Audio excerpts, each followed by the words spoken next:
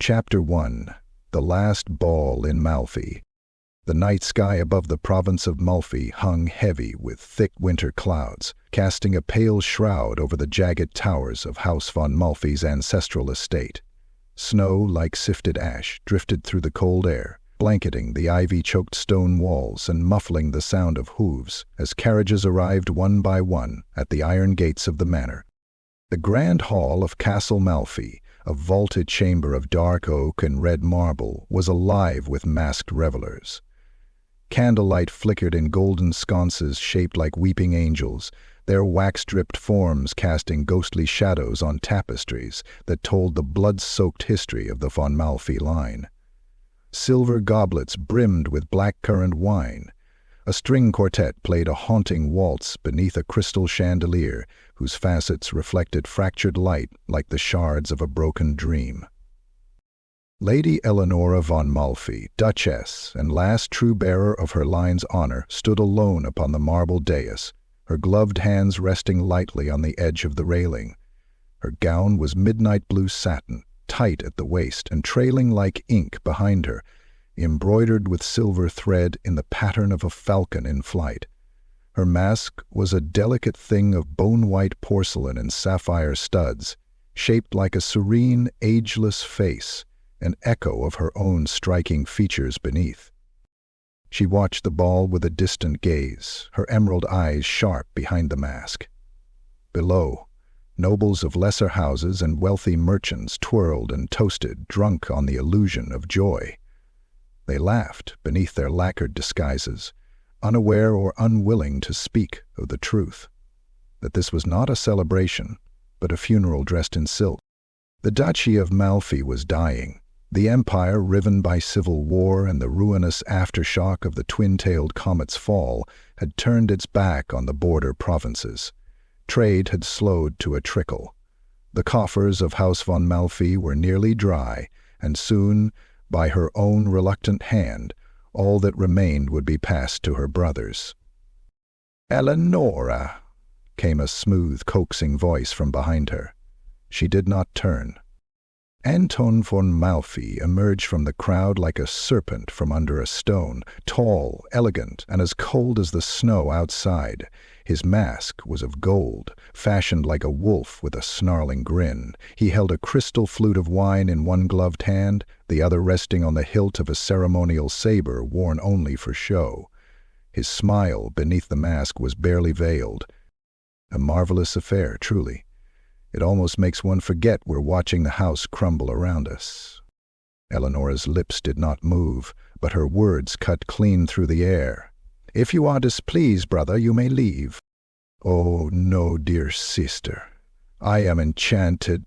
Anton sipped, then stepped beside her, his voice dropping low. "But the truth remains. If House von Malfi is to survive, it must adapt, which is why Silas and I wished to speak with you tonight." Before she could respond, the third sibling joined them. Silas, ever the scholar, looked out of place among the glittering nobility. His robes, though fine, bore stains of ink and wax, and his mask, a blank slate of black wood, gave him the look of a mourning priest.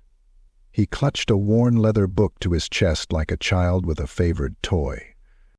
"We have an opportunity," Silas said, his voice tremulous with barely contained excitement. "Mordheim." The name hung in the air like a heretic's curse. "Mordheim is a corpse," Elenora replied, her eyes narrowing. "A pit of madness and damnation. Only fools and carrion flock there." "And yet," Anton said smoothly, "weird stone flows out of that ruin like blood from a wound. Dozens of warbands have returned with fortunes beyond imagination. Riches enough to restore our lands tenfold." "Or die screaming," Elenora said coldly. "Warped, corrupted, or devoured by things best left unspoken." Silas stepped closer, his pale eyes gleaming. "We have contacts, mercenaries, maps. If we act quickly, we can be among the first to claim the city's bones." Elenora looked down at the dancers, nobles who would turn their coats at the first whiff of defeat. She saw them not as they were, but as they would be, hollow-eyed refugees, auctioning their heirlooms for bread, cursing the day they danced in Malfi's dying light. "And you wish to fund this venture," she said, voice like steel, "with what little remains of the treasury?" Anton inclined his head. "We wish you to fund it, but more than that, to lead it." A silence fell. Even the music seemed to slow. Eleanor turned to them, her expression unreadable behind the porcelain mask. "You would have me descend into a cursed ruin, shoulder to shoulder with brigands and sellswords, risking everything on a mad dream of fortune?" Silas nodded. "You are the last light of Malfi, sister. They would follow you. We cannot do it without your name, your presence." Elenor stared out beyond the balcony to the distant hills wreathed in snow and shadow. A falcon cried in the night, wild, defiant. She turned back to them. Slowly, deliberately, she removed her mask, revealing high cheekbones, unflinching eyes, and a mouth set in grim resolve. "Then so be it. I will lead this warband. But hear me well.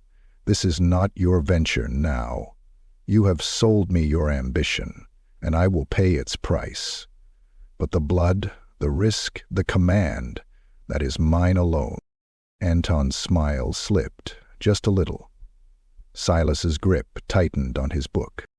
Eleonora descended the dais, walking through the crowd without a word. The dancers parted before her like waves before a ship, their laughter dying in her wake. The music resumed, but the hall felt colder.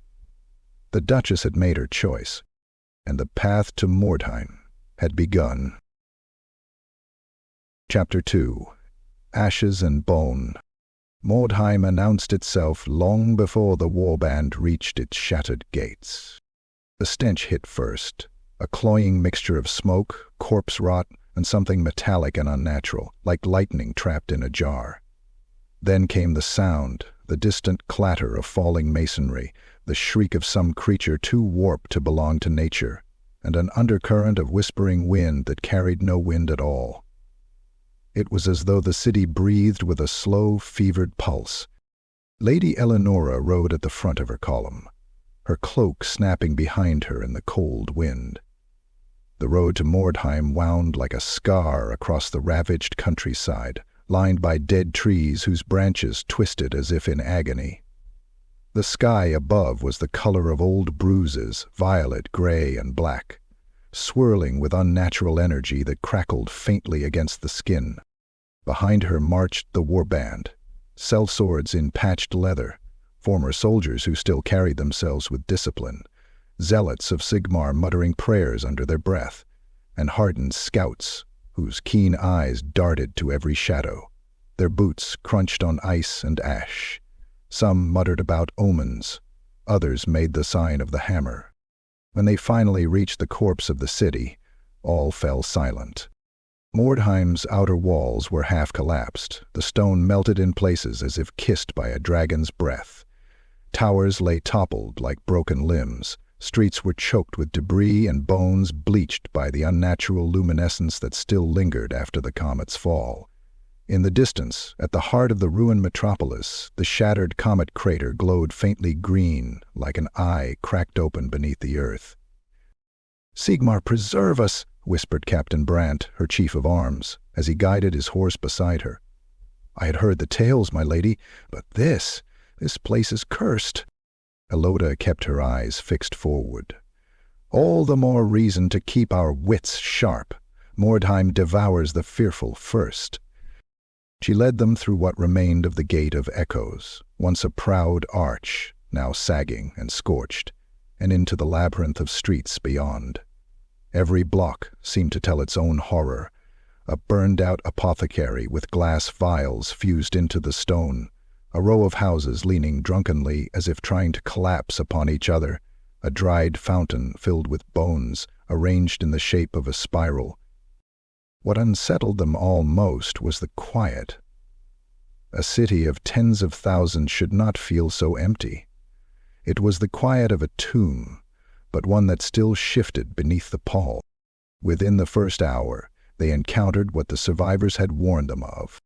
A pack of chaos-tainted scavengers, once human, now hunched and pale with eyes like cracked eggs, rushed from beneath a collapsed bakery. They screeched, brandishing jagged shards of metal. The mercenaries met them with steel. It was a brief, brutal skirmish, the air filled with steel ringing on bone and the shrill, animalistic cries of the wretches. When it ended, 5 of the creatures lay dead, their blood the sickly color of rotted wine. The warband suffered only shallow cuts, but even these made the soldiers pale. "Burn the corpses," Elenora commanded, "and be quick." The men obeyed. Fire rose, flames dancing like hungry spirits against the ruins. By dusk, they reached the structure Elenora had selected for their stronghold, what remained of a once grand temple of Sigmar.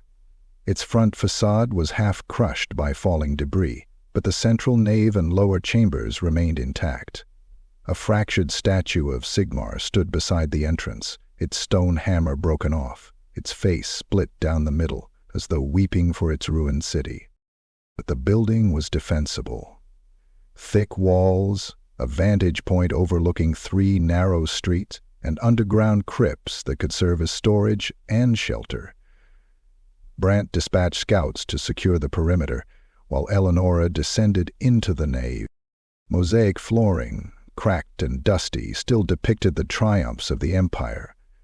Vines crept through broken windows, curling around pews long since charred. At the far end stood the high altar, toppled but salvageable. Elenora felt a pang of sorrow. "This temple once stood for hope," she murmured. "Hope can rise again, my lady," said Father Halbrecht, the Sigmarite priest traveling with them. His gaunt, weathered face held a strange mix of dread and fervor. "If we cleanse it of corruption." Elenora nodded. "Begin at once." And so they worked through the night. Candles were lit, rubbish cleared, barriers erected. By morning the temple felt less like a haunted ruin and more like a bastion, their foothold in a place that wished them dead. Their first expeditions for Wyrdstone began at dawn 2 days later. The shards were exactly as the rumors had whispered, glowing fragments of the fallen comet, crystalline and unnaturally warm to the touch. They pulsed like living things. The warband found them embedded in cobblestones, lodged in walls, even nestled in the corpses of those twisted by their influence. Some pieces hummed softly when approached. Others whispered faint voices at the edge of hearing. The mercenaries were wary, but Elenora was measured and precise. She forbade anyone from touching them with bare skin. She implemented strict handling protocols.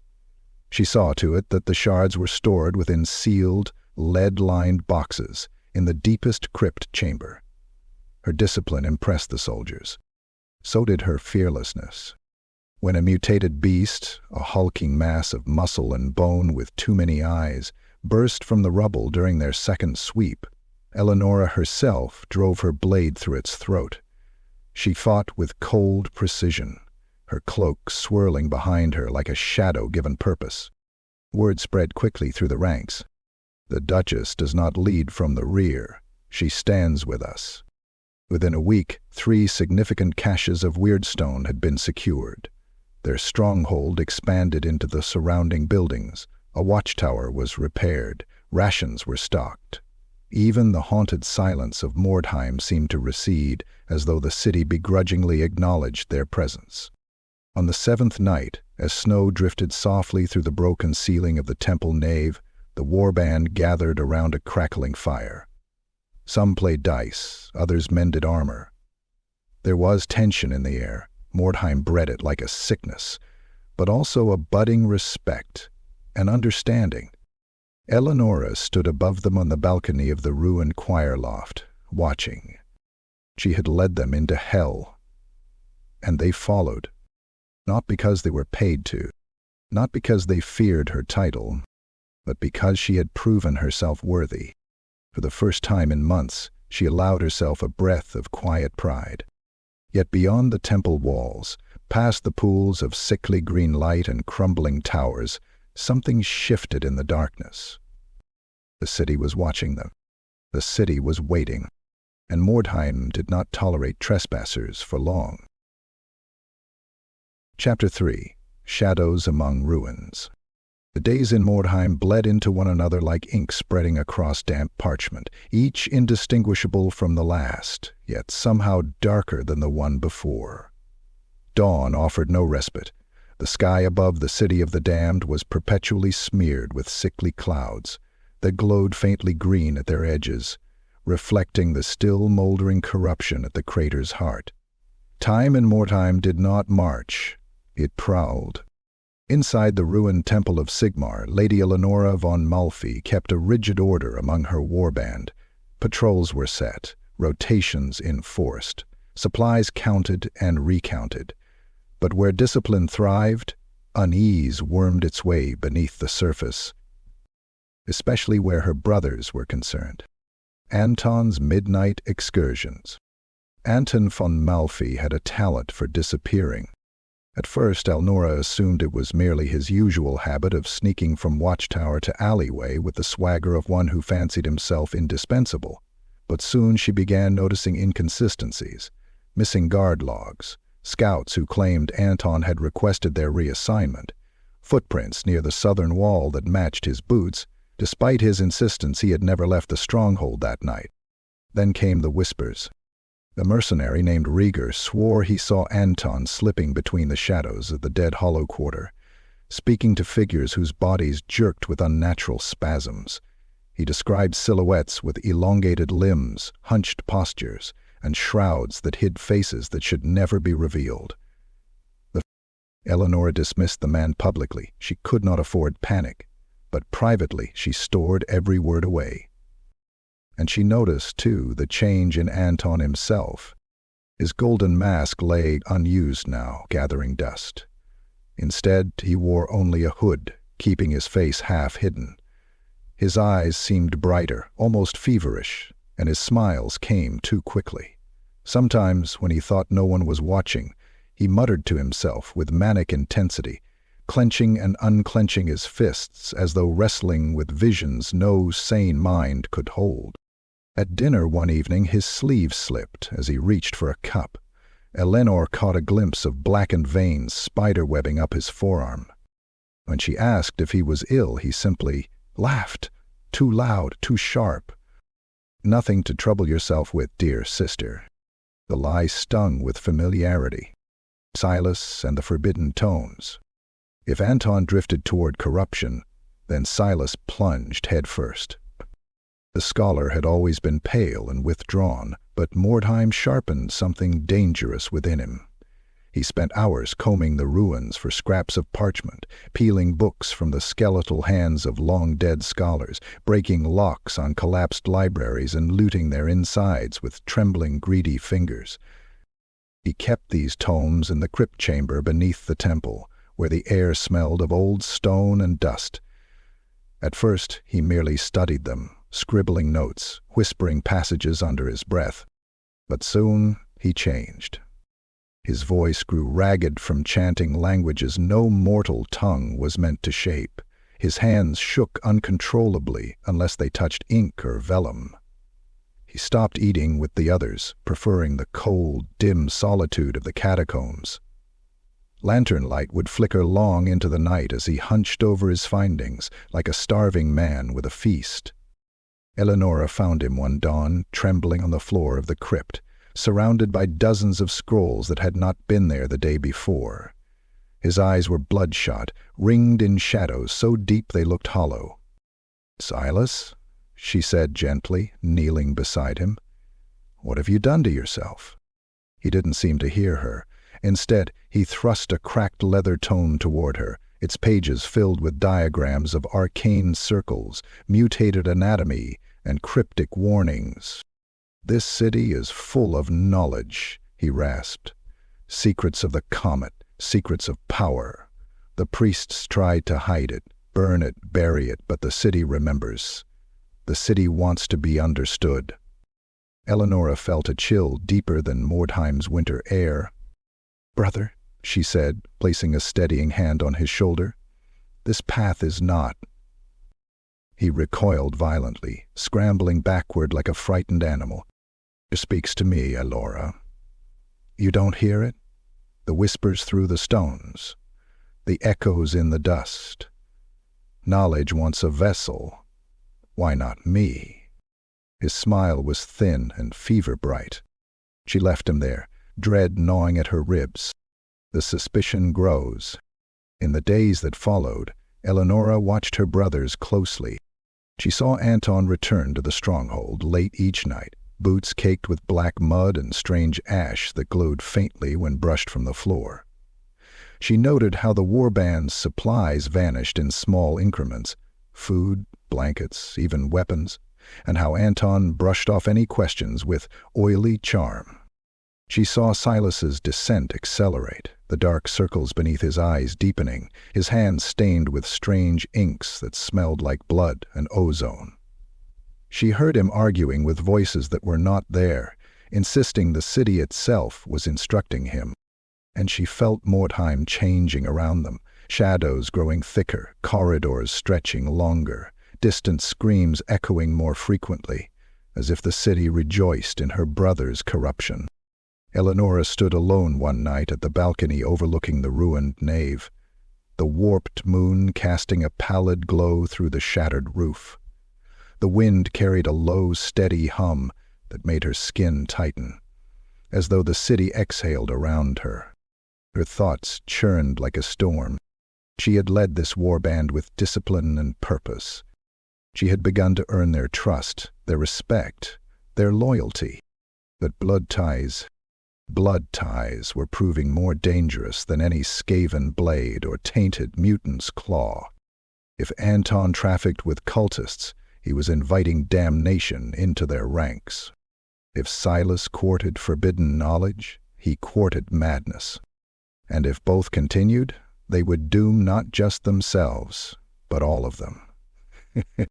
Enora's fingers curled into fists at her sides. Mordheim was a pit of corruption, yes, but the rot inside her own family frightened her more than the horrors that stalked the ruins. For the first time, fear crept into her heart, not of the city, nor its monsters, but of the truth taking shape before her.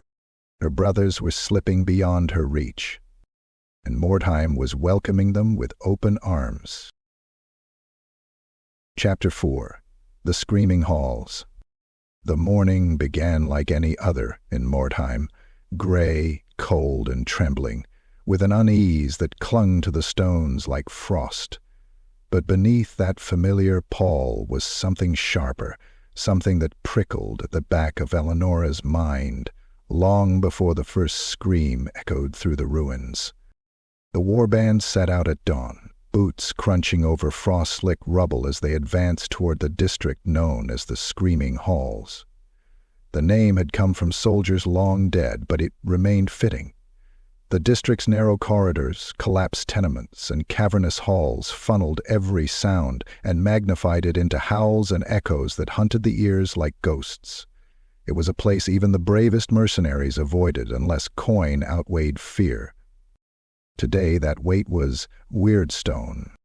Scouts had brought word, too much detail, Elenora would later realize, that a large cache of shards had been sighted in the ruined remains of a guild hall.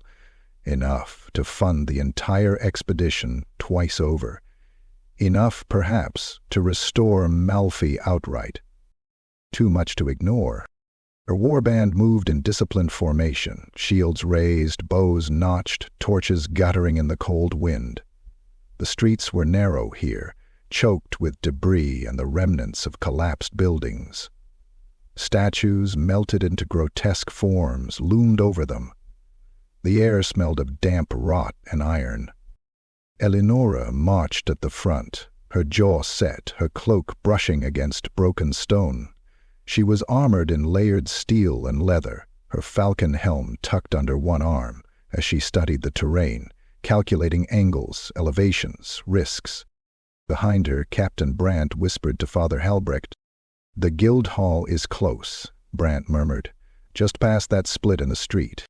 Halbrecht made the sign of the hammer. "If Sigmar watches us here, he watches through shaking hands." Elenor ignored their fear. Mordheim demanded discipline, not superstition. But as they approached the guild hall, a crumbling stone colossus split in two by the comet's shockwave, she felt the hairs along her arms rise. Something in the air changed. The silence grew too complete, too unnatural.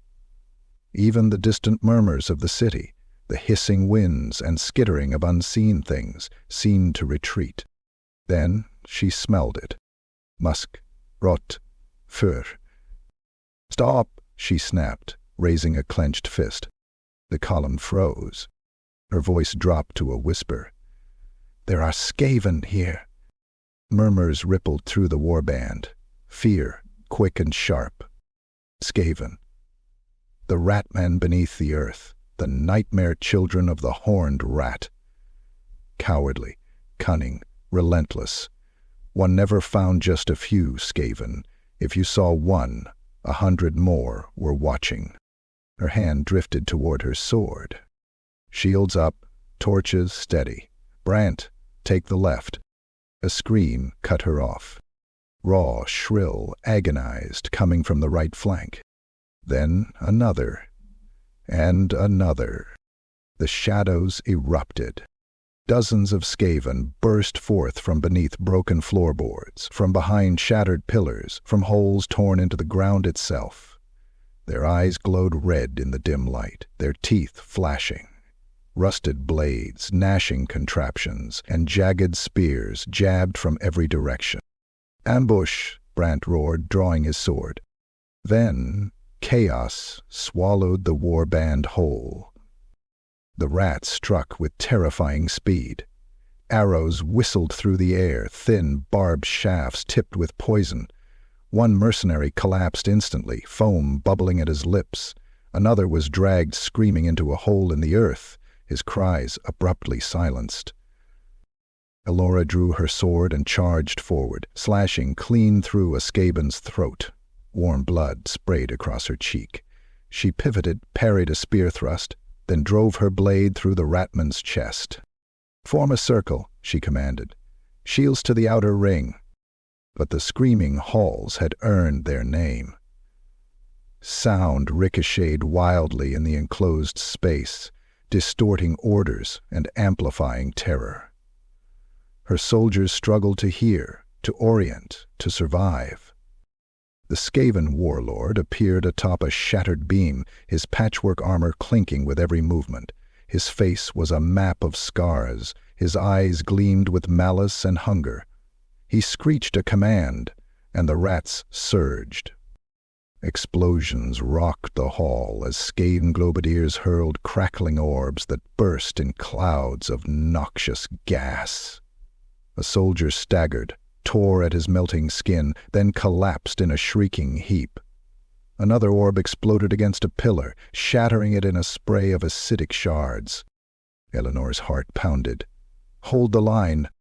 She plunged into the fray, cutting down 2 Skaven, then another. She fought like a storm, precise, relentless, driven by sheer will.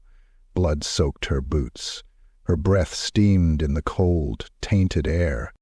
Brant swung his shield like a hammer, crushing skulls. Halbrick chanted prayers, smashing a towering rat ogre's jaw with his blessed warhammer. Even Silas emerged from the rear ranks, wild-eyed and trembling, swinging a torch that left burning streaks across skein fur. Despite their ferocity, the warband was failing. More rats poured in. Too many, far too many. They flooded the guild hall like a tide of claws and teeth. Elenora barely had time to register the sudden shift in the battle. A horn sounded, deep, triumphant, mocking. The Skaven warlord pointed at her, shrieking a word she did not know but understood all too well. "Kill her, kill her, kill her." A barrage of quarrels thudded into the ground at her feet, missing by inches. Brant lunged toward her. "My lady, fall back now!" "Elbow my soldiers." A second horn blast thundered through the ruins. And like a switch had been thrown, the Skaven began to withdraw, dragging corpses with them, chittering madly as they vanished into cracks and holes and shadows as quickly as they'd appeared. In moments, the screaming halls fell silent. The battle was over, but the cost was bleak. Elenor stood amidst the carnage, her breath ragged, her armor splattered with blood. All around her lay the fallen, some twitching in the final throes of poisoned deaths, others mangled beyond recognition. She counted silently as Brant knelt beside the bodies, checking pulses, murmuring names. 17 dead. Nearly a third of the warband. 5 more wounded beyond service. 3 gone entirely. The Skaven had dragged them off. Elenor clenched her jaw. The metallic taste of rage filled her mouth. A Skaven ambush of this size, this precision, it had been no chance encounter. They had known the warband's numbers, their route, their target, their timing. Someone had told them. Someone had betrayed her. The interrogation. Back within the walls of the ruined temple, the air felt suffocating. Torches flickered violently, casting jittery shadows across the nave. The wounded groaned from makeshift beds. The scent of blood and burned flesh hung heavy. Elenora summoned her inner circle to the altar chamber. Brand, Halbrecht, the scout captain Lysa, 2 veteran mercenaries who never left each other's sides, and her brothers. Anton stood near the back, arms folded, expression unreadable. Silas clutched his books like a shield, his eyes darting to every dark corner. Elenor addressed them with a coldness that froze the room. We were led into a trap. The Skaven knew our route, our numbers, our objective. That is impossible without inside knowledge. Her gaze swept across them like a blade. Brant bristled. Our scouts found that cache, my lady. They saw the shards with their own eyes. Did they? She asked softly. Or did someone tell them what they wanted to see? Halbrecht stepped forward. Who among us would consort with such filth as those wretched rat-men? Enora's eyes narrowed. Someone who seeks power, or profit, or survival. One of the mercenaries lowered his eyes. Lysa stiffened. Brant opened his mouth to speak, but Elenora lifted a hand. Anton, she said, her voice quiet but sharp. You were absent last night. Where did you go? A flicker. A twitch at the corner of his mouth. I was scouting, he said, looking for alternative routes. This city shifts, you know that. Alone? She pressed. A beat of silence. Yes, alone. Lies. She heard them as clearly as if he'd shouted them. Before she could speak again, Silas erupted. This is pointless, he cried, voice cracking. The city watches us. It listens. It twists our paths. The ambush was fate, inevitable. You cannot accuse us of... Silence. Eleonora's voice held no room for argument. Silas wilted but continued to breathe in shallow, frantic bursts. Her gaze moved from face to face. She saw fear, exhaustion, despair. But she also saw something else. Guilt. She could feel it pulsing through the room like a living thing. Someone had betrayed them. Someone close. Someone trusted. But she could not yet prove who. So she spoke the only words she could. Until I discover the truth, no one leaves the stronghold without my direct order. No one. Anton bristled. Elenora, you cannot... I can, she cut in. And I will. The room fell silent again. Then she dismissed them. One by one they filed out, their eyes avoiding hers. When the last torch guttered out, Elenora stood alone in the dark, surrounded by the echoes of their retreating footsteps and the ghosts of the fallen. In that silence she whispered to herself, I will find you, traitor. Outside, Mordheim seemed to shift, as if the city was listening. Chapter 5. The Garden of Thorns. The snow had turned black again. It fell in slow, quiet flakes through the broken roof of the Temple of Sigmar. alighting on the unmoving forms of the dead and the dying that now filled its nave. The wounded groaned in their cots, blood seeping through bandages, the scent of rot mingling with the cloying aroma of incense burned to keep the corruption at bay. Yet the incense only masked, never cleansed. Death had made a home in Mordheim, but now it stirred with purpose. Elenora stood on the parapet above the nave, her hands gripping the frost-slick stone. She had not slept. Her armor was still stained with blood from the screaming halls, crusted where it had dried, sticky where it hadn't. Her eyes had not closed in 2 days. The traitor still walked among them. She could feel it, hear it in the quiet way voices dropped when she entered a room, see it in the flinches of her men when shadows moved where none should. She no longer trusted silence. In Mordheim, silence had teeth. Then the messenger came, breathless, pale, shaking. "Lady Elenora, you must come. To the lower crypts." She followed without a word, descending the winding stairs beneath the temple with only her sword and a torch. The air grew colder the deeper she went, the flame hissing as it met damp stone and shadow. The crypts had been sealed. She had ordered it herself. Too many dark things dwelled below, memories, old bones, and the scent of unspoken rites. But the seal was broken. At the end of the passage stood a heavy iron door, now hanging open. Light flickered beyond. A low hum, like wind echoing through a throatless corpse, drifted through the air. Elena stepped inside, and what she saw shattered her heart. The chamber beyond had once held the bones of faithful Sigmarites, priests, soldiers, pilgrims. Now it was a perverse cathedral to death. Candles rained the room, their flames green with alchemical corruption. The floor was carved with intricate circles, sigils etched in blood and bone dust, forming an occult diagram of obscene complexity. Around the edges of the room, the corpses of the warbands fallen were arranged in careful positions, standing, kneeling, arms outstretched, propped up with rods, bound with chains, mouths sewn shut. Some of them moved. Barely. Twitches. Breaths that weren't breaths. Hands that flexed where no life remained. In the center stood Silas. He was barefoot, robes stained and ragged, his face gaunt and feverish. His eyes, once dull and tired, now glowed with manic clarity. He cradled a skull in his hands. Elenora recognized it. It had belonged to one of their scouts, a girl who had died in the screaming halls. "Silas," she said, her voice hollow, "what have you done?" He turned to her slowly, as though waking from a dream. "Sister," he said with the calm of the mad, "you came. Good. You should see this."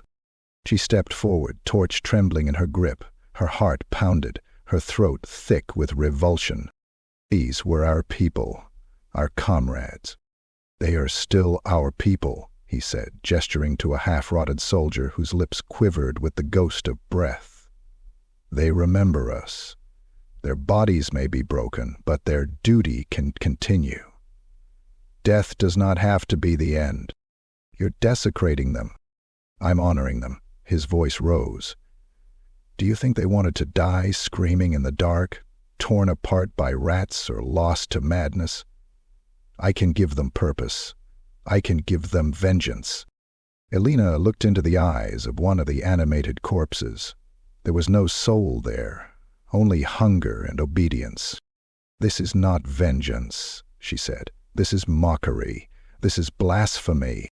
He smiled, that same cracked smile he had worn since the city had started whispering to him. "You don't understand.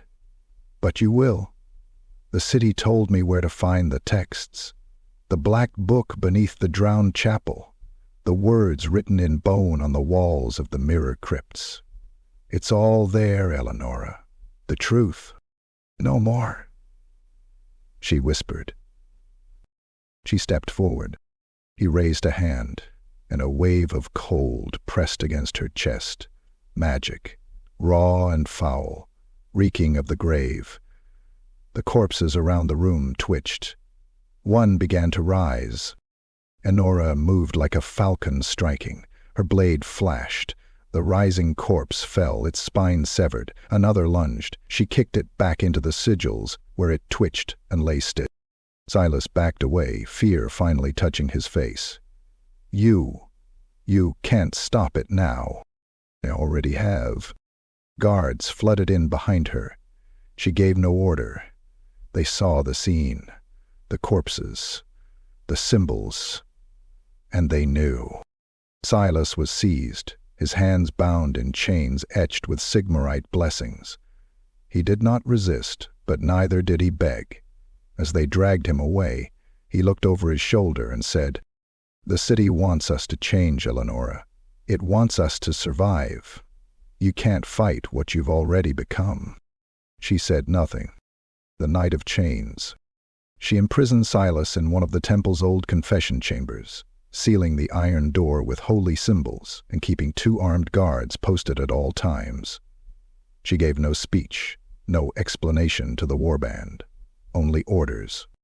Let them whisper, she thought, let them wonder. But in the shadows of that decision, something else stirred. And he had said little since the ambush, less still since Silas's imprisonment. He moved with quiet purpose, always on the fringes, speaking in hushed tones to those Elenora didn't fully trust. And when she looked into his eyes, she no longer saw the charming rogue she had once known. There was something deeper now, colder, calculating. He came to her chambers that night, candle in hand, face unreadable. "You shouldn't have locked him away. He betrayed everything we stood for," she said. "Is our brother." "No," she said. "He was our brother." Anton looked at her for a long time. Then he set the candle down and left without another word. That should have been the end of it. But in Mordheim, things never end. They fester. It happened just before dawn. The guards outside Silas's chamber were found dead. No signs of struggle, no wounds. Just blank expressions and the smell of burnt herbs in their nostrils. The door was open. The chains were gone. Elenora was bleeding. She woke to pain, fire along her ribs, and a sharp, wet cold in her side. Her sheets were soaked. Her hand went to the wound and came away red. She staggered from her bed, vision swimming, and collapsed into the arms of a servant who had come with morning rations. The temple erupted in chaos. Word spread fast Lady Elenora had been attacked in the night. The traitor had escaped. The guards were dead. Only later did the details begin to align. A cloak left near the window, a dagger that did not match Silas's weapons, a vial of rare sleeping draught found discarded near the kitchens, ingredients Anton had once traded for. Too neat, too clean, a setup. Anton was the one to announce it. He gathered the warband in the nave as Elenora was being treated, his voice low, his face grim. "Silas escaped in the night," he said, "and he tried to kill our sister." Shock, anger, oaths for vengeance. "By Sigmar, we'll hunt him down," Brant swore. "We'll gut the bastard and burn whatever filth he tried to summon." Anton nodded solemnly. But behind that solemnity, there was satisfaction, in the silence that followed. Elenora recovered slowly. Her wound was deep, but clean. The blade had missed her lung by inches. Whoever had struck her knew exactly where to stab. She said nothing for days, watching the temple around her shift. The soldiers grieved Silas, but more than that, they turned to Anton now. He had stood up, taken charge, avenged her, protected them. She watched him speak with them, laugh with them, drink with them, and she realized something bitter. They believed him. They believed the lie. And Mordheim, ever hungry, whispered its approval. Elenora lay in her cot as snow fell through the ruined ceiling. She listened to the city breathe, and she swore, "This isn't over."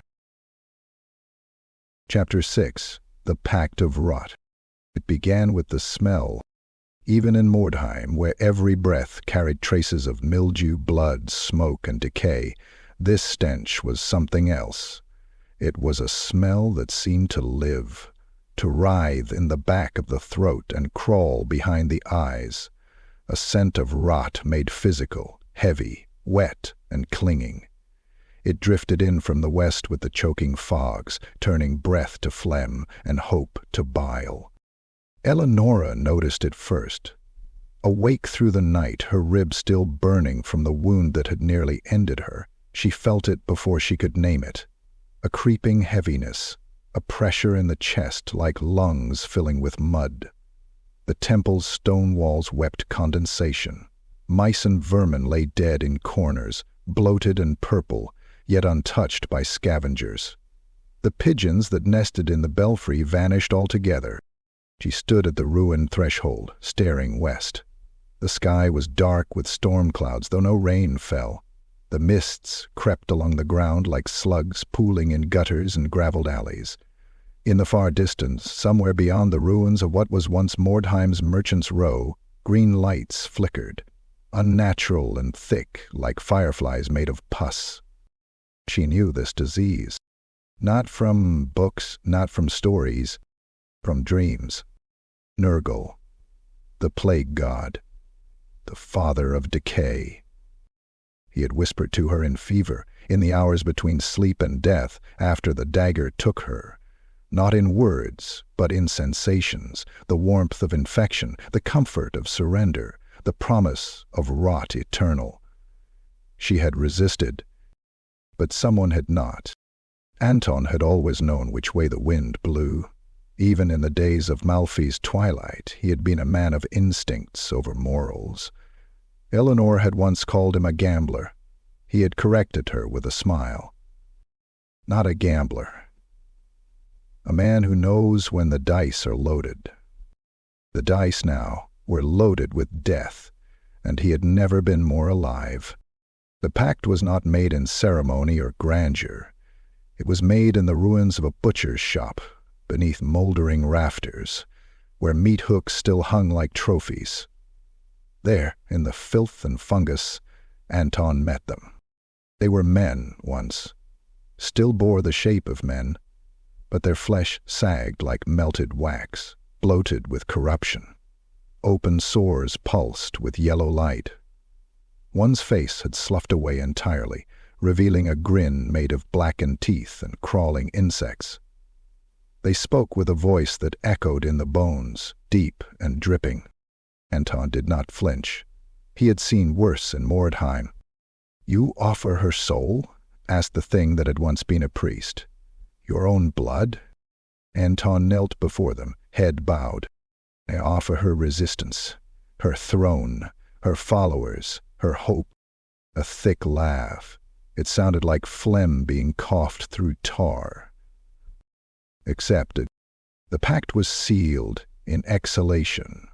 The breath of Nurgle entered him not as fire, but as a cold fog that soaked his lungs and made him feel, for the first time, free. He rose from his knees, smiling. The west quarter changed, slowly at first. Walls that once bore charred murals now bloomed with thick, wet moss. Statues wept pus. Street stones cracked open to reveal nests of larvae, and the rats that scurried through the ruins grew bloated and slow, their eyes yellow and milky. But the strangest transformation was not the buildings, it was the people. Refugees from broken war bands began appearing at Anton's perimeter. Half-starved, wounded, sick. He welcomed them with open arms, fed them, clothed them, and they stayed. Some were already marked with early signs, jaundiced skin, coughing fits. lesions that did not bleed but oozed sweet-smelling fluid. They did not care. They called it blessing. Soon, Anton's camp became something more, a haven for the broken. He called it the garden. Within the temple, Elenora began to feel the shift. Scouts returned with stories, some ludicrous, others chilling, of a new banner rising in the west, green and gold and rotted through, of men who could not die, who laughed as their limbs were severed, of beasts made of bile and laughter, dragging chains behind them, of Anton standing in the center of it all, radiant with something not quite light but not yet shadow, and of soldiers deserting to join him. It began with whispers, private complaints about rations, about the cold, about Eleonora's recent harshness. Then came disappearances. At first she thought it coincidence, a man lost in the ruins, another killed in a skirmish. But soon whole patrols failed to return. The armory inventory no longer matched, supplies went missing. She summoned Brant. "Loyalty is cracking," she said. Brant nodded grimly. "They believe Anton offers safety. He offers surrender, but a warm one," he replied. "And you offer pain." She did not deny it. Her leadership had become colder, more severe. The wound had left her changed, not in body, though it still ached, but in purpose. She no longer clung to hope. She clung to defiance. But defiance alone could not command loyalty forever. So she made a choice. She summoned the inner circle again. This time, fewer came. Some had already gone to Anton. Others had gone missing. She stood before them, bloodshot, pale, gaunt with sleeplessness, and gave her decree. No more diplomacy, no more waiting. Anton has made his alliance. Now we make our stand. If you are with me, you will bleed. If you are not. She let the silence finish the sentence. Father Halbrake spoke first. "I will not serve the Plague Father. In lesson. I've bled for you, my lady. I'll bleed again." Then the others, one by one. Not all spoke, but none left the room. That night, Elenora walked the walls of the temple. She looked west. The mists were thicker now, crawling like a tide toward their sanctuary, and within them, green lights pulsed like the heartbeat of something ancient. She thought of Anton, kneeling in a butcher's ruin, and what he must have said. "My sister," in exchange for power. The betrayal no longer stung. It festered. The next day, the war began. Anton's forces struck first, not with swords, but with rot. Dead birds dropped from the sky into their cisterns. Barrels of grain turned sour overnight. The wounded developed pustules and fell into comas. Elenora ordered the food burned, the water boiled, the weak quarantined. Some cursed her for it. Others understood. The third night, a body rose from the crypts. A soldier long dead, buried with honor, now shambled into the nave, its stomach split open like a flower of guts and insects. Elenora crushed its skull beneath her boot and said nothing. This was the new war, not one of sieges and swords, but of infection, of corruption, of faith. The garden grew with each defector, but the temple stood. And as the walls wept, even as her people fell, even as the smell crawled beneath the door and whispered her name in its buzzing breath. Elenora stood, sword in hand, as fixed west, and whispered back.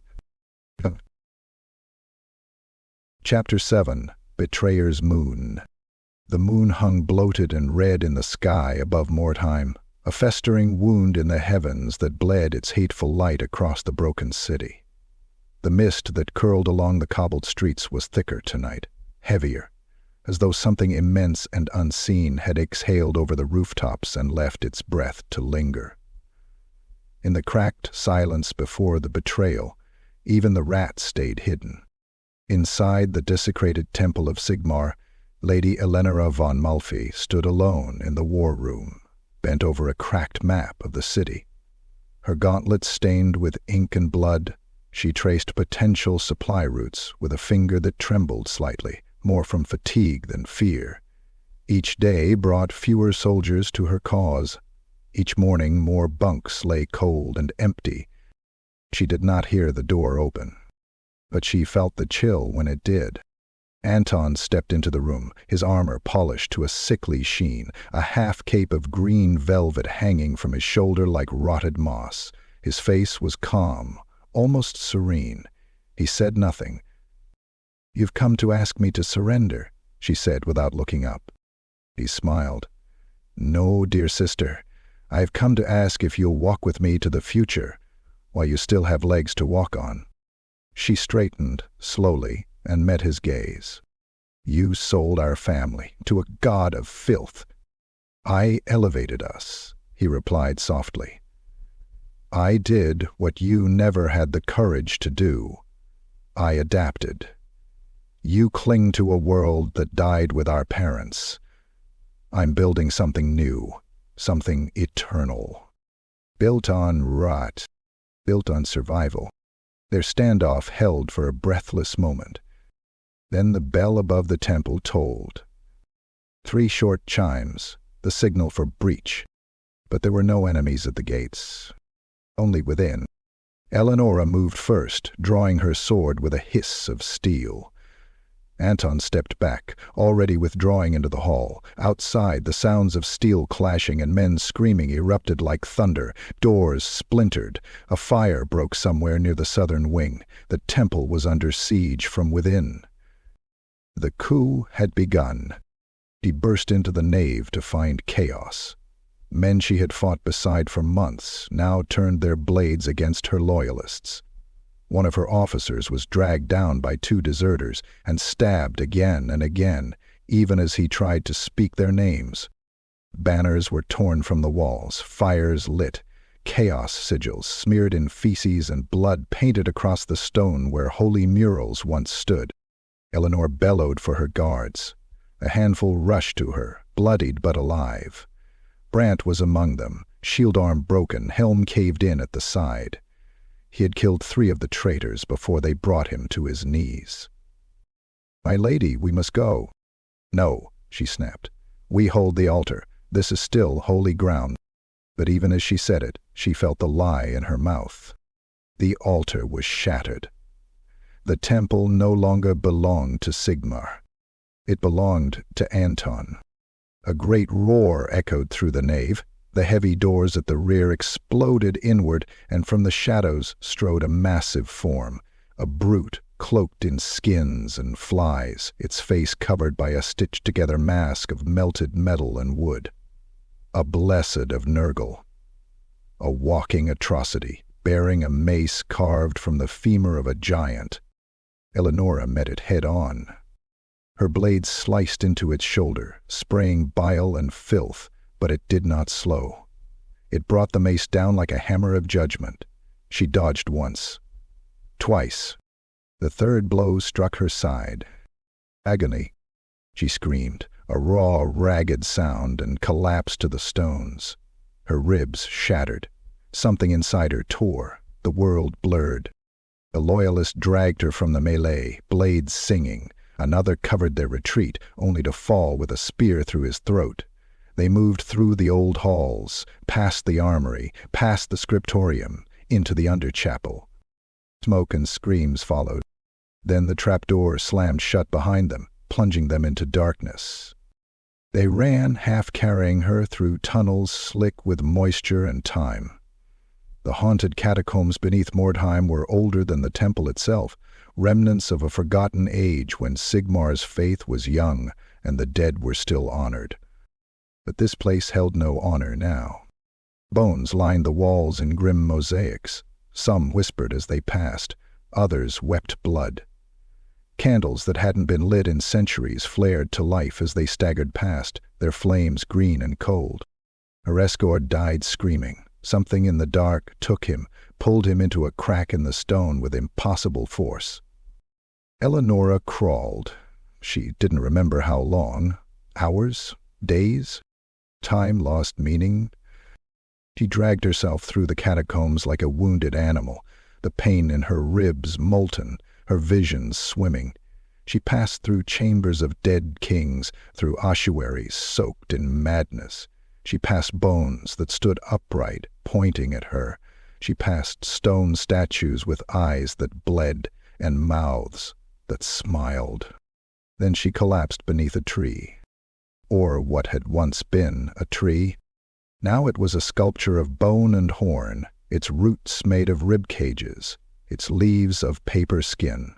Beneath it knelt a figure, a woman, blindfolded with strips of old funeral cloth, draped in robes blacker than shadow, hands stained with grave earth. She was humming. Elenor tried to speak, but only coughed blood.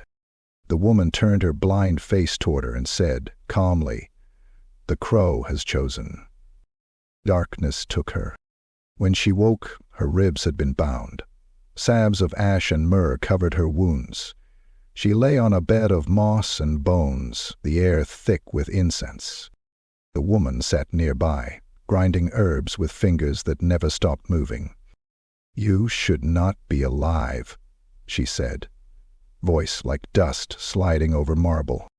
Elenora tried to rise, but pain shot through her. "Rest," the woman said. "The dead envy the living their agony." "Who are you?" Elenora rasped. "Am no one, a servant, a guide." "To whom?" "To him who watches the gates, the keeper of the end, the shepherd of shadows, Mor." Elenora blinked. The name struck her like a bell. "You a priestess?" The woman laughed softly. "No one serves Mor. They are only borrowed by him until their time returns." She turned fully to Elenora. "You are not yet his. You walk his garden, but your feet still press living earth." "I don't understand," Elenora whispered. "You were chosen, not for survival, for memory." The woman dipped a finger in ash and traced a line down Eleonora's brow. "You are to be the mourner of the city, its judge, its end." Elenora tried to rise again despite the pain.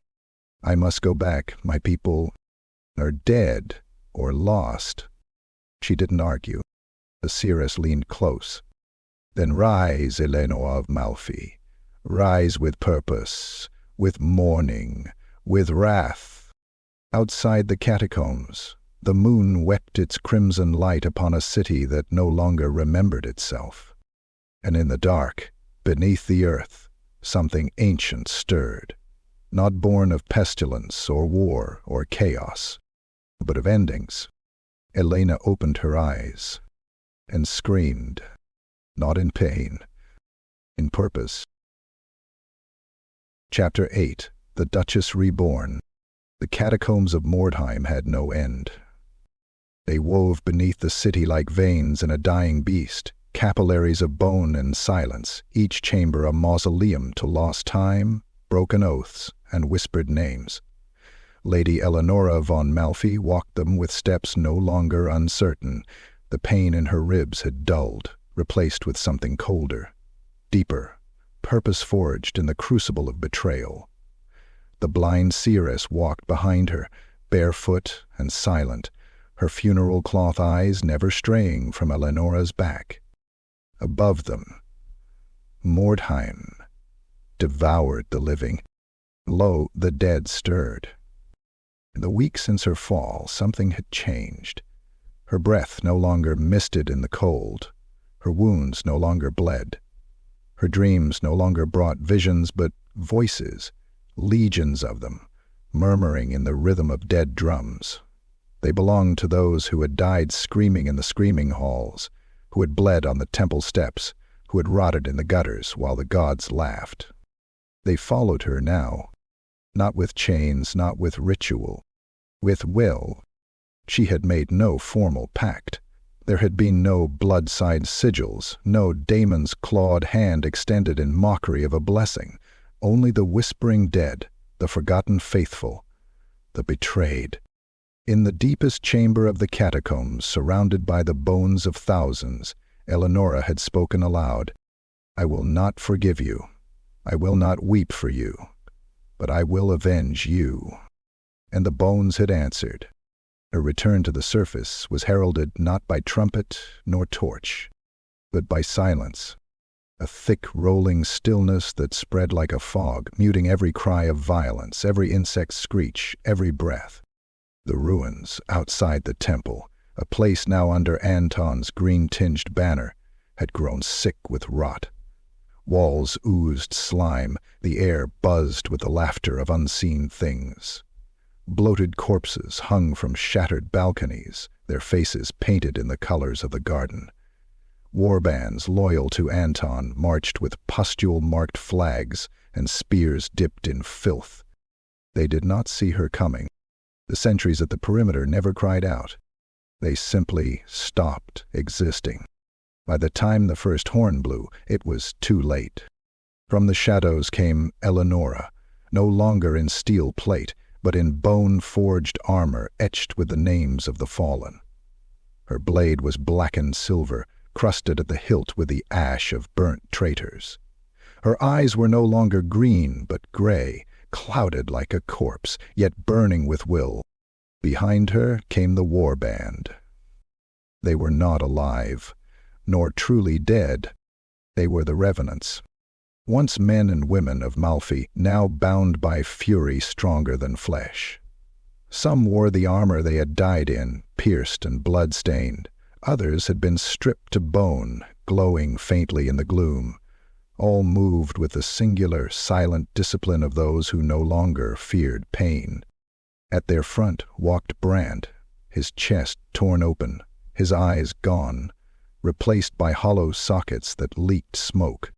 On the other flank, the scout Lysa, her mouth sewn shut, arrows protruding from her ribs like feathers. Together they swept through Anton's outer defenses like a tide of memory and retribution. Elenora said nothing. There was no need. Inside what had once been the Temple of Sigmar, now defaced and renamed the Garden's Root by Anton's cultists, a feast of decay was underway. Cultists gorged themselves on diseased meat. Nurglings danced across the corpses of their enemies. The air was thick with music, pipes and drums fashioned from intestines and skulls. Anton presided from the broken altar, seated upon a throne carved from bones and wood softened by fungus. His armor gleamed with slime, his once golden hair now crusted with sores. At his side stood Silas, barefoot, muttering to a jar of pickled tongues, his face drawn and eyes wide with madness. "My brother," Silas whispered, "she will return."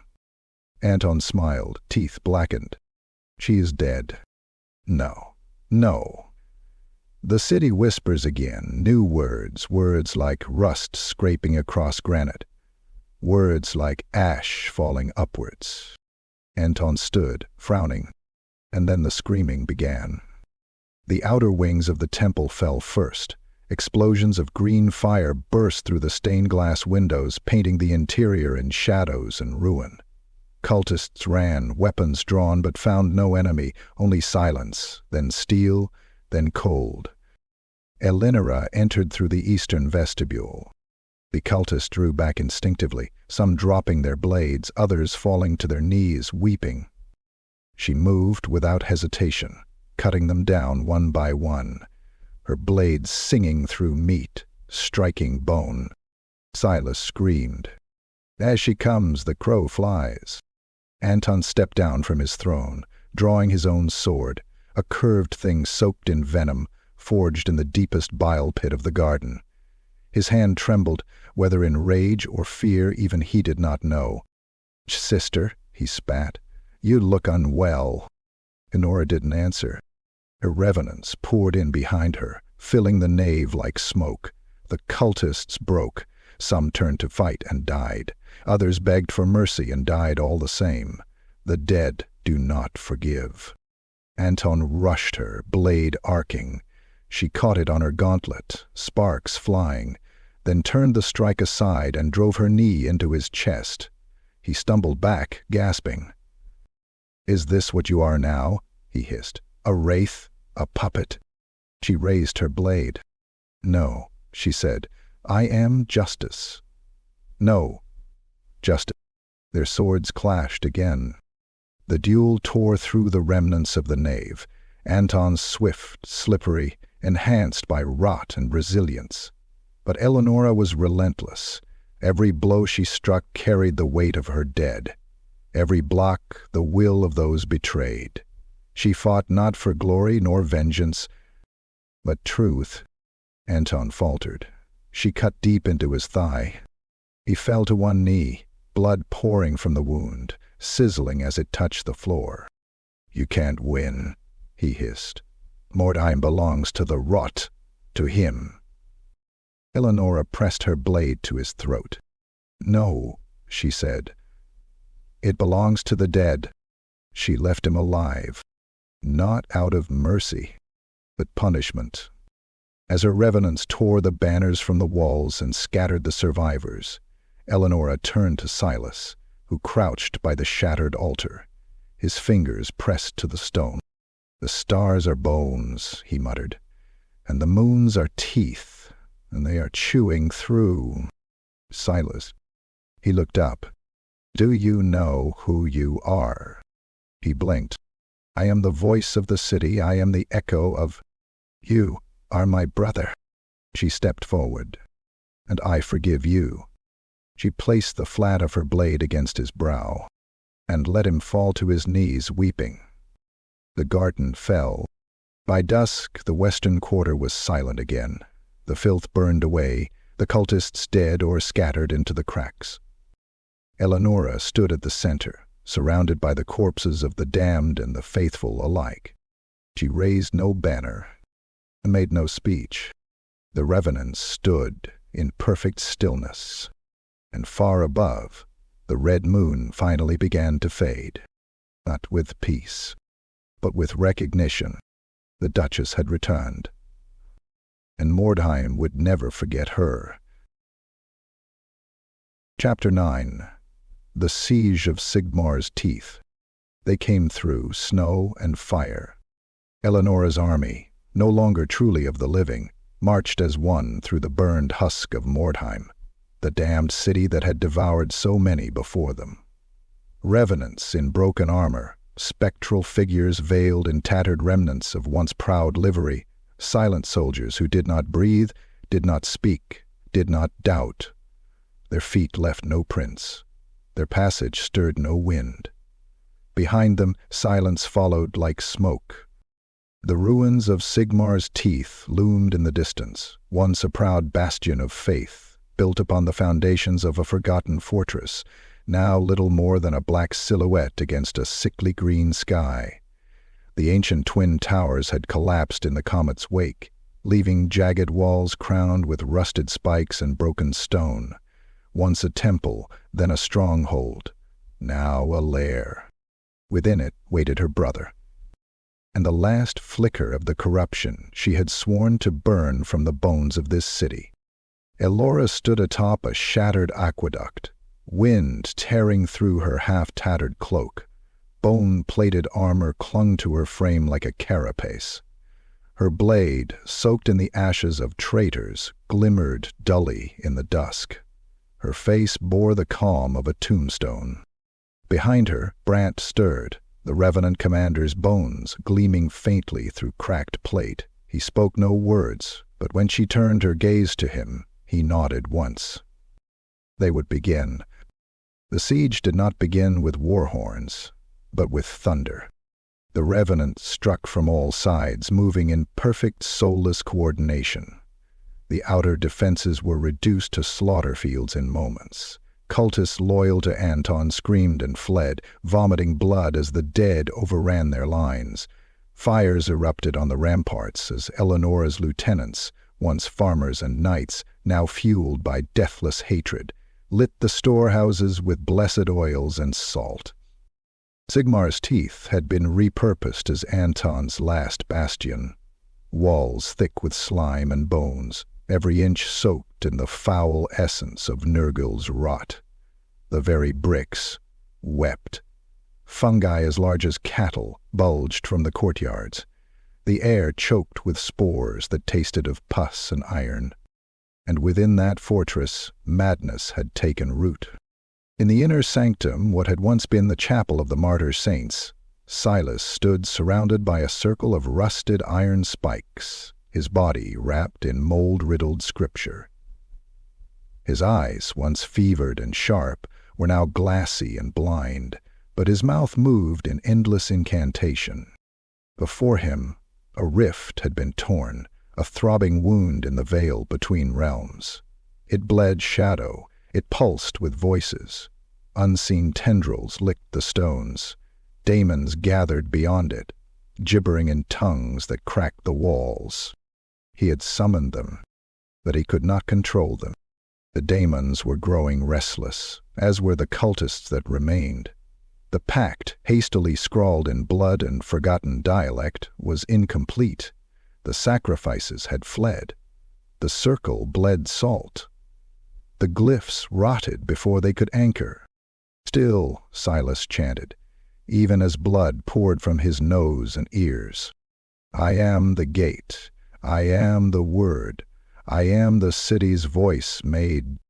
The rift buckled, and from it the demons came, not with grandeur nor ceremony, with hunger.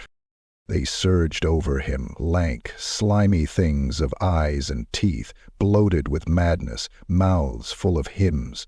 They poured into him, through him, as him. His flesh bloated, twisted, his arms snapping backwards, his mouth unhinging until it split to the chest. His scream was not of pain but of ecstasy, swallowed by 100 mouths. Silas ceased to be. What remained was not a man. What remained was invitation. By the time Elenora breached the inner gate, the fortress was crumbling. The revenants held the lower halls. The great bell of the teeth, long silent, now rang backwards, each toll a death knell for what remained of Anton's followers. She moved through the chapel, alone. Smoke and green light danced across the shattered glass of saints who had long since forsaken this place. Bones covered the floor like snow. At the center, surrounded by a circle of impaled corpses, stood Anton. He no longer wore armor. His body was cloaked in a robe of flesh, stitched from the skin of fallen soldiers, dyed green with bile. Flies circled his head like a crown. His eyes burned with fever, but his smile was calm. "Little sister," he said, voice thick with honeyed rot, "welcome home." She walked slowly into the circle, sword at her side. "I've come to end you." He laughed. "No. You've come to see what I've built, what I've become." He gestured to the pulsing rift behind him. What had once been Silas now writhed at its edges, a throne of meat and mouth, groaning hymns into the void. This is the new order. Not kingdoms, not thrones, just eternity. Blessed stagnation, unending peace. Eleanor's expression did not change. "You sacrificed our brother to that. Had sacrificed himself. He believed. You fed him madness and poison and called it faith. Healing him." They clashed. Anton's blade, now warped and dripping with disease, hissed through the air. Elenora met it with steel, sparks flying. The chamber echoed with the ring of metal on metal, of breathless grunts and the hiss of green steam. The dead watched from the shadows. Even the daemons paused in their feeding. Elenora fought with purpose, Anton with fury. He struck fast, reckless, driven by conviction twisted into delusion. She struck once for each betrayal, once for Malfi, once for the temple, once for Silas, once for herself. and on the final stroke, she drove her sword through his thigh, toppling him to the ground. He spat blood, crawling backward, slipping in viscera. "Do it," he coughed. "Finish it." She stood over him, blade poised. "No." His eyes widened. "You don't deserve an ending," she said. She stepped back. "You will live. You will crawl among the ruins you built. You will see the city rot around you and know that you are nothing. No one." He screamed, not in pain but in rage, in wounded pride. Elora turned from him. With a single gesture, the revenants advanced, not to kill him, to leave him. Alone. Broken. Forgotten. Behind her, the rift began to collapse. The demons, glutted, frenzied, turned on one another, their forms melting into shadow and bile. The scream of Silas's remains echoed one last time, long and low, like a funeral bell rung for all of Mordheim. Elenor did not look back. She stepped from the fortress into the ruins. The snow had stopped. Above, the red moon waned. The siege was over, and only the dead remained to mourn it. Chapter 10. Lady of Ruin. In the hushed hours between twilight and oblivion, Mordheim changed. The wind no longer howled with madness, nor the stones screamed their old curses. The city, once a hive of clawed hunger and demonic ambition, now exhaled long and low, as if settling into a grave dug centuries too late. The fires had stopped. The skies still bled that strange corpse light, but it no longer clawed at the skin. Instead, the city watched in silence and whispered her name. Elenora. They no longer called her by title, no longer lady, nor duchess, nor commander. Those names belonged to someone who once walked in sunlight, who once wept for the dead and believed in restoration. That woman had died long ago beneath the catacombs, reborn in ash, armor, and wrath. What now ruled the remnants of Mordheim bore a crown of grief, and her court was full of corpses. They came to her one by one from the shattered districts, the dying, the forgotten, the hopeless. Warbands long reduced to bone and memory, petty lords with hollow eyes and cracked banners, mercenaries who had once scorned her for her nobility but now knelt in the snow simply for the warmth of her presence. Elena offered no sanctuary, no warmth, no lie. She offered truth. You would die, you would rot, you would be forgotten, or you would serve. The revenants had grown in number, no longer just those who had died for her, but those who came to her after death. They rose from the graves around the garden. They crawled from the smoking crater of the comet's impact. They stood, without heartbeat or breath, beside the living, indistinguishable save for their silence and their eyes, always watching. Together, they built again. Not a city, not even a kingdom. Something older, something colder. Granite, he suspected. Pottery, said he'd either. That is something older, a fief of ruin.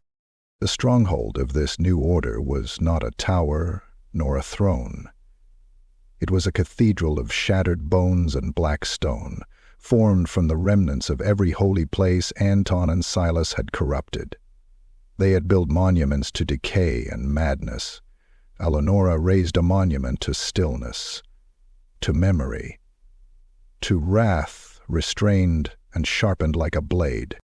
It was said she slept not in a bed, but upon the slab where she had once nearly bled to death. That her sword never left her hand, even in rest. That she dreamed not in visions, but in names. Every soldier who had ever died under her command, whispering in her ear. Those who served her learned quickly she did not suffer lies, she did not forgive betrayal, but she did not demand faith. She did not kneel to gods. She offered one thing and one thing alone: beating.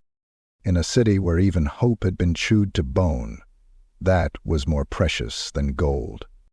The surrounding warbands grew quiet. At first they scouted her borders, seeking weakness. They sent assassins, some skilled, some gifted by darker patrons. None returned. Then they stopped sending anything at all. The Skaven fled the catacombs. Chaos cults relocated further east, toward the crater where the winds of magic still raged unbound. Even the corrupted creatures, the twisted spawn that roamed the ruins without reason, avoided the darkened corridors of Eleonora's new domain. The dead watched, always. Not with hatred, not with hunger, with memory. In time, the stories began. The living outside Mordheim whispered of her in taverns and watch houses.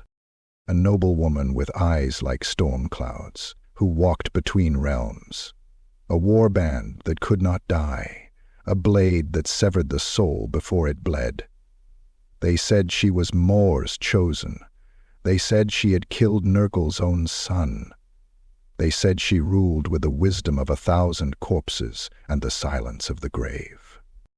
Some said she would one day emerge from Mordheim and bring judgment to the Empire itself. Others said she was not a woman at all anymore, but a curse shaped into flesh, a myth born from the bones of a doomed world. Elenora rarely left her stronghold. When she did, it was only for war. When a pretender rose in the east, claiming dominion over the comet's remnants, she walked there alone and returned with his head in a sack of ash. When a demon attempted to bind 100 souls in a ritual beneath the ruins of the Altdorfer quarter, she scattered its remains across 100 different wells. When scavengers desecrated the old sigils carved by her revenants, they awoke with no tongues and no shadows. She did not speak during these hunts. She did not need to. Silas had been consumed. Anton had been spared. She visited him once. He had made his lair in the collapsed halls of Sigmar's teeth, a mad hermit preaching to flies. He did not recognize her. Or perhaps he did, and simply refused to admit it. He whispered to bones, dressed them in robes, called them by old names. She watched from the doorway as he crowned a rat with a loop of string and declared it Brother King of Malfi. He did not see her leave. Her people, if they could be called that, began to change. Some aged in reverse, flesh tightening over bones until their eyes turned silver. Others simply stopped changing at all, neither aging nor decaying, trapped in a half-state of being. Those who remained mortal took on traits of the dead, skin gone pale, emotions dulled, voices lower, softer, speaking only when necessary. Elenora taught them the rites of remembrance, the language of the grave, the songs sung only in the tongue of the lost. They sang them, not in joy, but in vigilance. Mordheim remained a wound in the world, but Elenora was its scab, a calloused, hard barrier between chaos and collapse. She did not heal. She preserved. Years passed, or seemed to. Time was strange in the city now. Some claimed she had ruled for a decade, others a century. The truth no longer mattered. The Empire dared not enter. Chaos dared not reclaim it. The gods, it seemed, had simply forgotten the place. Or perhaps feared what had taken root there. And in the center of it all, the cathedral of bone and black stone stood unshaken. Its mistress, ever silent, watching, waiting. One night, beneath the pale stars of a sky no longer kind, a child born of fleeing refugees approached the border of Eleonora's domain. She was lost, her eyes wide with terror, her parents taken by plague or blades. The dead did not stop her. She found her way to the cathedral steps. She cried until her throat cracked. She asked if the stories were true. She asked if the Queen of Ruin would help her. No answer came. But in the morning, she awoke beside a fire that had not been there before, a bowl of food, untouched by rot, and a blade too fine for any peasant child. The dead had not spoken, but they had heard, and far within, Elenora sat alone upon her throne of broken oaths. She stared into the dark, as she always did. She did not weep. She did not smile. She simply waited, until Mordheim crumbled, until time forgot, until the world ended. And even then, she would endure. For that was the price. That was the pact. That was the name etched into her bones, carved by betrayal, bound in loss. The Duchess of Malfi is dead. Long live the Queen of Ruin.